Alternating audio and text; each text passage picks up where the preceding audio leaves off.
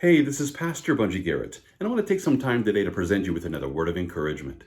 Now, in recognition of Black History Month, we'd all do well to take a moment to acknowledge the atrocities of slavery. And with that, I want to take some time to focus in on the slavery which was prevalent in African societies before the transatlantic slave trade. You might not know this, but indigenous Africans were enslaving other indigenous Africans long before the Europeans showed up and began profiting from the transatlantic slave trade. And not only that, but various forms of slavery have been practiced in Africa long before the trans-Saharan slave trade, which actually began around the 7th century AD and lasted until at least the middle of the 20th century. That's right. If we take a moment to look past all of the atrocities of the transatlantic and the trans-Saharan slave trades, what we discover is that indigenous Africans have been enslaving other indigenous Africans for more than a millennia.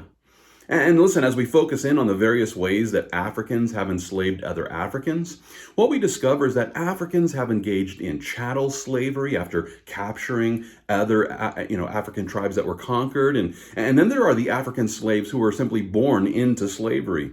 There are those who were enslaved because they couldn't pay off their debts. And then there were also sacrificial slaves who were captured by African societies who were practicing human sacrifice. And so rather than sacrificing their own people, they would go and capture someone from another tribe and sacrifice that slave. Slavery in Africa was so common that an 18th century Scottish explorer named Mungo Park, he described Africa in this way, and I quote him: "The slaves in Africa, I suppose, are nearly in the proportion of 3-to-1 to the freemen."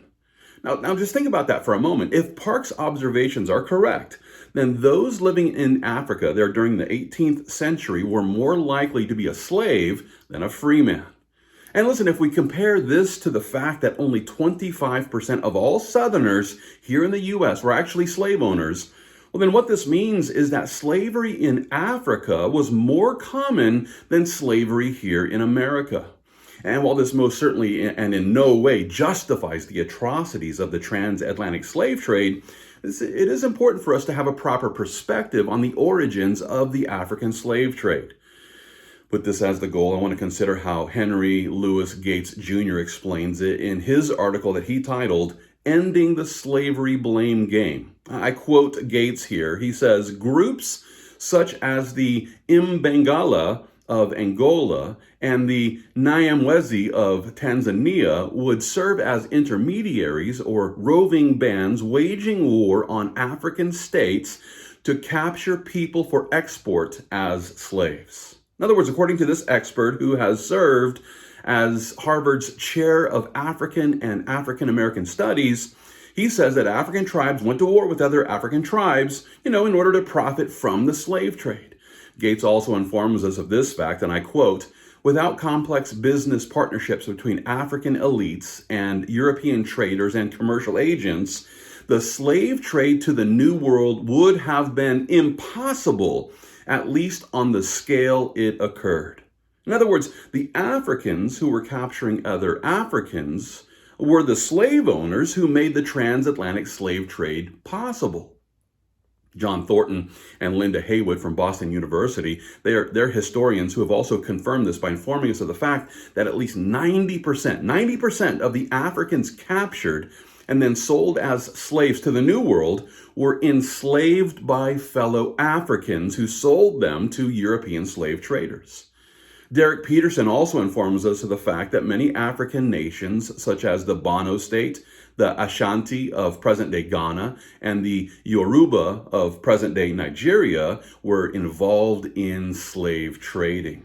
American scholar Thomas Sowell also sums it up with simplicity when he declared this, and I quote, "Slave raiding continued in Africa primarily by Africans enslaving other Africans, and then in West Africa selling some of their slaves to whites to take to the Western Hemisphere." That's right. The transatlantic slave trade was made possible because the Africans who were already enslaving other Africans were willing to sell some of their slaves to the whites who came to collect them. Further proof of this can be found in the testimony of a Nigerian journalist named Adobe Tricia Nwabani. And according to Nwabani, her great-grandfather was a businessman who dealt in a number of goods, including tobacco, palm produce, and also human beings. In other words, this man was an African businessman who sold other Africans to slave traders. Here's how Nwabani put it as she recounted the testimony that she heard from her own father, and I quote, that he had agents who captured slaves from different places and brought them to him. That's right. This African slave trader was completely dependent on African businessmen like Nwabani's great-grandfather, and she sums it up in her article titled, "My Nigerian Great-Grandfather Sold Slaves." And here's what she writes in this article, and I quote her again, "European buyers tended to remain on the coast, while African sellers brought slaves from the interior on foot." In other words, the slave traders waited on the coastal ports of Africa for their Amazon deliveries to be dropped off, and it was the African businessmen like Nwabani's great-grandfather who would then fill the orders as they sent people to go capture African slaves and deliver them to the dock workers who were then making the transactions with the Westerners. And while it's easy for us to see that this business transaction is a terrible stain on the history of this world, Nwabani encouraged her audience to put it all into perspective by realizing that the tribes there in Africa didn't really believe in equal rights for everyone. Here's how she put it, and I quote her again. "Nwabani Ogogo lived in a time when the fittest survived and the bravest excelled. The concept of all men are created equal was completely alien to traditional religion and law in his society."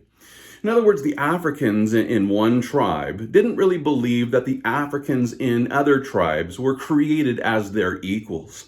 And it's for this reason that the slave traders there in Africa opposed the attempts of the British colonizers when they began to abolish the slave trade, which some say might still be in operation today.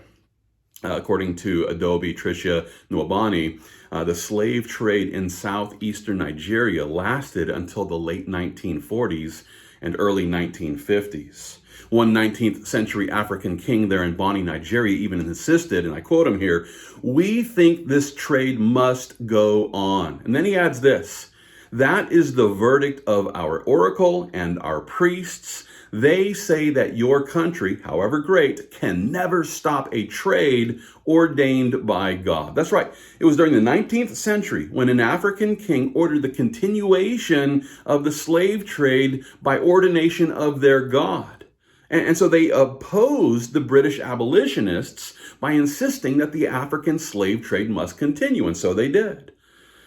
Now, as we consider this aspect of Black history, we can be thankful for the Christian abolitionists like Charles Finney and William Wilberforce and even Charles Spurgeon, who spoke out against chattel slavery. And not only that, but we should also celebrate the courageous faith of men like Frederick Douglass. Now, Frederick Douglass miraculously escaped from slavery and eventually settled in New Bedford, Massachusetts, where he became a minister. And not only that, but he joined the abolitionist movement. Time would fail me to recount all of the ways that Frederick Douglass helped to end the transatlantic slave trade. And so I'll present you with a summary that was written by Amin Hudson, who wrote an article titled "Frederick Douglass, Thundering Prophet to America." And here's how he put it. Douglass did incredible things in his 77 years of life. He escaped slavery and helped others do the same, surreptitiously taught other slaves to read the New Testament, delivered countless speeches, advised President Abraham Lincoln, championed women's rights, joined the abolitionist movement, became a statesman, and stridently condemned the diabolical system of chattel slavery. Without debate, Frederick Douglass was a Christian abolitionist who took a strong stand against slavery, and in this way, he helped to bring an end to the transatlantic slave trade. And not only that, but he also helped many to escape the spiritual slavery experienced by those who reject the liberty of the Lord Jesus Christ. Now, in light of Douglas' example, I encourage every Christian to remember that every unbeliever is still a slave. Every unbeliever is a slave of sin. And listen, Christians have been given the keys by which they can be set free.